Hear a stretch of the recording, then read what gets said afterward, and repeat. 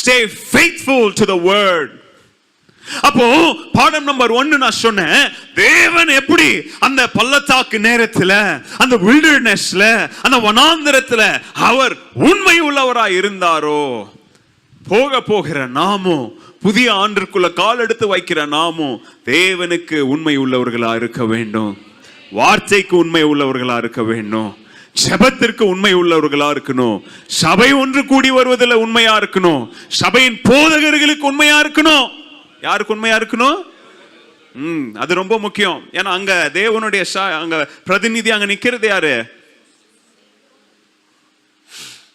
வார்த்தைக்கு உண்மையா இருங்க.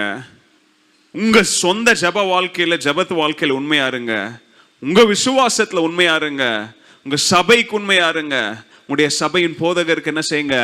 உண்மையா இருங்க. All of these come as a sequence.